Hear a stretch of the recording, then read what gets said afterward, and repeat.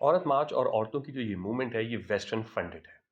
ये हमारे family system के खिलाफ एक साजिश है, ये एंटी इस्लामिक है और आज़ादी और हुकूक के नाम पे ये लोग सिर्फ और सिर्फ सड़कों पे नंगे होके आना चाहते हैं। और तो और इस दफा का औरत मार्च ब्लास्फेमियस भी हो गया, यानी इस मार्च में तौहीन आमेज नारे भी लगाए गए। ये वो तमाम बातें हैं जो हम मुख्तलिफ सहाफती, समाजी और सियासी हलकों की जानिब से पिछले कुछ दिनों से सुनते आ रहे हैं। और मुझे ऐसा महसूस होता है कि हम आम तौर पे इस किस्म की बातों को या तो फौरन ही मान लेते हैं और बिना तहकीक और तस्दीक के आगे फैलाने लग जाते हैं, या एकदम से रिजेक्ट कर देते हैं। सो क्यों ना इन तमाम बातों को एक दफा तसल्ली से आराम से बैठ के डाइसेक्ट करते हैं और पता लगाने की कोशिश करते हैं कि आखिर ये तमाम बातें की ही क्यों जाते हैं। सबसे पहले बात करते हैं वेस्टर्न फंडिंग की, कि क्या ये मार्च वाकई ही वेस्टर्न फंडेड है। इस हवाले से ना तो कोई ठोस सबूत अभी तक हमने देखा है और ना ही किसी रियासती इदारे की जानिब से ऐसा कोई क्लेम आया, बल्कि ये एक आम बात है जो मुख्तलिफ सर्कल्स की तरफ से फैलाई जाती है। औरत मार्च हमारे मुल्क में चलने वाली दीगर तहरीकों की तरह कोई बहुत बड़ी तहरीक नहीं है, कोई बहुत बड़ा मार्च नहीं है कि जिसमें लाखों लोग शरीक होते हों और हम ये पता ना लगा सकें। और मुझे अपने रियासती इदारों पे पूरा भरोसा है कि वो ये पता लगा सकते हैं कि कहीं इस मार्च में कोई फंडिंग तो नहीं आ रही, तो वो पता लगाएं और आवाम को बता दें ताकि ये कंफ्यूजन दूर हो जाए। लेकिन क्या हमने इससे पहले ऐसी कोई मिसाल कायम की है, यानी फंडिंग के पता लगाने की? क्योंकि अगर हम लगा लेते तो हमें पता चल जाता कि पाकिस्तान आखिर FATF पे आया कैसे। यानी ये बात तो हम आए दिन अपने टीवी चैनल्स के ऊपर सुनते रहते हैं कि इंडिया हमारे खिलाफ लॉबिंग कर रहा है, इंडिया हमारे खिलाफ प्रोपेगेंडा कर रहा है, साजिश कर रहा है, लेकिन कोई हमें ये नहीं बताता कि आखिर सारी दुनिया इस बात पे कैसे मुत्तफिक हो गई कि पाकिस्तान टेरर फाइनेंसिंग कर रहा है। और हमने खुद इस बात को माना है, तो हम FATF में जाके हर दफा अपनी कारकर्दगी का मुजाहरा पेश करते हैं ना कि ये देखें हमने ये स्टेप्स लिए हैं। तो जब हम स्टेप्स लेने के बारे में बता रहे हैं, क्या हम उन लोगों के बारे में बताना चाहेंगे जो इस फंडिंग में मुलव्विस थे, जिनकी गलतियों का या जिनके जाती मफादात का खमियाजा आज पूरी कौम भुगत रही है? हम इस फंडिंग के बारे में पता लगाना चाहेंगे, या हम कभी अपने मुल्क के वजीर आजम से पूछना चाहेंगे कि फॉरेन फंडिंग का केस क्यों लटका हुआ है, या हम अपोजिशन जमातों में मौजूद लीडर्स को जो जमहूरियत के अलंबरदार बने हुए हैं उनसे ये पूछना चाहेंगे कि आपकी अरबों रुपए की जायदादें जो बाहर बनी हैं, ये पैसा पाकिस्तान से बाहर कैसे गया? हम उनसे पता कराना चाहेंगे। या जिन मदारिस में हम अपने बच्चों को पढ़ने के लिए भेजते हैं, वो किन मुल्कों के ताउन से चल रहे हैं, ये हम पता कराने की कोशिश करेंगे। या हजारों के करीब जो NGOs मुल्क के पसमानदा इलाकों में कई दहाइयों से काम कर रही हैं और फिर भी पसमानदगी उसी की उसी तरह है, हम उन NGOs वालों से पूछना चाहेंगे कि उनको फंडिंग कहाँ से आ रही है और वो कहाँ खर्च कर रहे हैं। क्या ये सवालात भी हम उतनी ही संजीदगी से उठाएंगे? मुझे नहीं लगता कि हम उठाएंगे, क्योंकि जब हम इस तरह के सवालात उठाते हैं तो हम किस पे इल्जाम लगाएंगे? अपने भाई पे, अपने दोस्त पे, अपने बॉस पे, अपने उस्ताद पे, या खुद पे?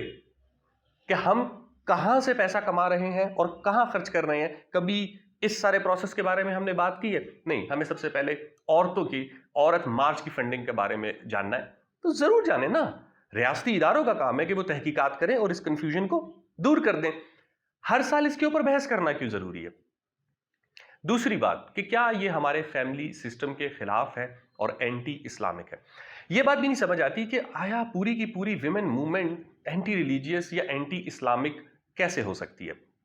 ठीक है जनाब, आपको अपना फैमिली सिस्टम बहुत पसंद है, मुझे भी फख्र है अपने फैमिली सिस्टम के ऊपर और बड़ी अच्छी रवायात है हमारी। लेकिन औरतें सबसे ज्यादा कहां तशद्दुद का शिकार होती हैं? पब्लिक में। आपने कितने ऐसे वाकयात देखे हैं अपनी जिंदगी में कि पब्लिक में औरतों को तशद्दुद का निशाना बनाया जा रहा हो? और आप कितनी ऐसी औरतों को जानते हैं अपने हमसाए में, अपने खानदान में, या खुद अपने घर में, जो किसी न किसी हवाले से तशद्दुद का निशाना बनती हैं? तो औरतों के साथ कहां तशद्दुद होता है? उनके घर पे। चूल्हे कहां फटा करते थे? घर पे। औरत को कहां जला के कत्ल कर दिया जाता था? घर पे। जब औरत बाहर ही नहीं निकलती थी तो अब्यूज और हेरासमेंट कहां होती थी? घर पे। लेकिन फिर भी हम ये क्लेम करते हैं कि औरत चार दीवारी के अंदर महफूज है, चार दीवारी के बाहर महफूज नहीं है। अगर आपका ये खुद साख्ता और गलत मफरूजा मान भी लिया जाए, तो घर के बाहर क्यों महफूज नहीं है? ये सवाल ही उठा लें।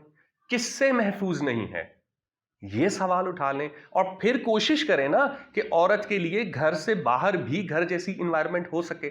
تو اس لیے یہ بہت ضروری ہے کہ اگر ہم نے اپنے معاشرے کے بارے میں کوئی رائے قائم کرنی ہے، اپنے فیملی سسٹم کے بارے میں کوئی رائے قائم کرنی ہے، اپنے ملک کی لیجسلیشن کرنی ہے، یا سماجی طور پہ اس سوسائٹی کو کیسے آگے بڑھانا ہے، تو اس ملک کی جو 50% کی پاپولیشن ہے، آپ نے اس کو سننا ہے، اور سننے کے لیے اس کو بولنے کا ایک گراؤنڈ دینا پڑے گا۔ اگر آپ اس طریقے سے فحاشی کے الزامات لگاتے رہیں گے، ان کے پلے کارڈز کے اوپر نعرے تبدیل کر کر کے گندی باتیں لکھتے رہیں گے، کامنٹس میں ان کو گالیاں بکتے رہیں گے، یا ان کے اوپر اس طریقے کی اینٹی اسٹیٹ اینٹی اسلامک ہونے کی ایلیگیشنز لگاتے رہیں گے، تو کون سی عورت باہر نکلے گی؟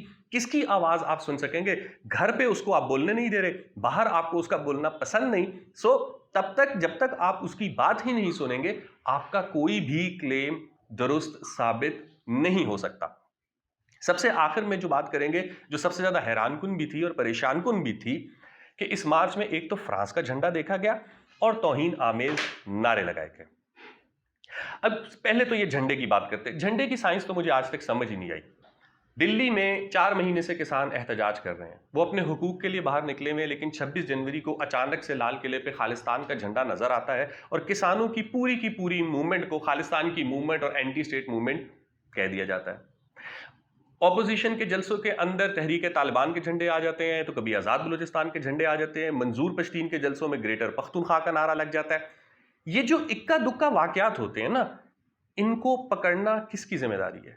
ریاست کی ذمہ داری ہے۔ تو ریاست ایسے تمام لوگوں کو پکڑے اور سامنے لے کر آئے جو معاشرے میں ڈیوائیڈ یا ہیٹ پھیلانا چاہ رہے ہیں، وہ چاہے میڈیا میں بیٹھے ہوئے صحافی ہوں، سوشل میڈیا سے چلائے جانے والے پیجز ہوں، یا واٹس ایپ گروپ کے اوپر اگر کسی نے یہ ویڈیو وائرل کی ہو، ان کو سامنے لانا کس کی ذمہ داری ہے؟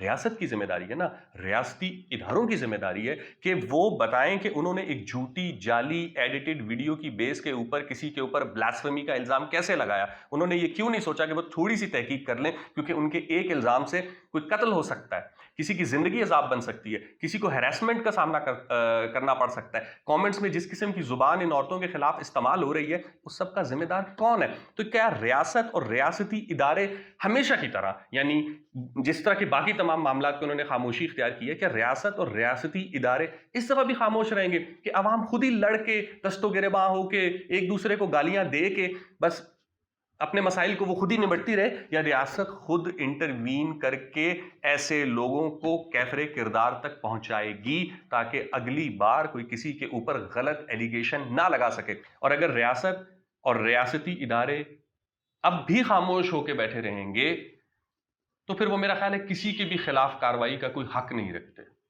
ان کو اپنی کریڈیبلٹی اور ان کو اپنی ساکھ اب ثابت کرنی ہوگی۔